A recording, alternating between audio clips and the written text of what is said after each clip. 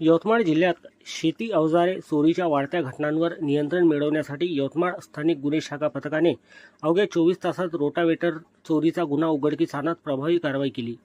या कारवाईत 2 आरोपींना ताब्यात घेऊन सुमारे 9,40,000 रुपयांचा मुद्देमाल जप्त करण्यात आला। 27 जानेवारी रोजी लक्ष्मण नांदे यांनी शेतातून रोटावेटर चोरी गेल्याची तक्रार मारेगाव पोलीस स्टेशनने दाखल केली होती।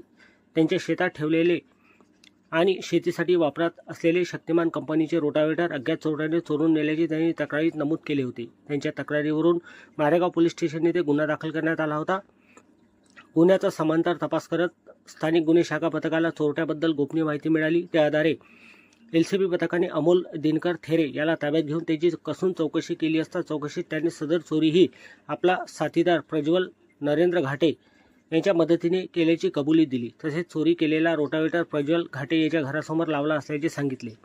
आरोपींनी चोरी केल्याची कबुली दिल्यानंतर पथकाने गोदनी गावात जाऊन त्यांनी शेतातून चोरी केलेला शक्तिमान कंपनीचा रोटावेटर किंमत 1,40,000 व चोरीत वापरण्यात आलेला ट्रॅक्टर किंमत 8 लाख रुपये असा एकूण 9,40,000 रुपयाचा गुन्ह्यात मुद्देमाल जप्त करण्यात आला।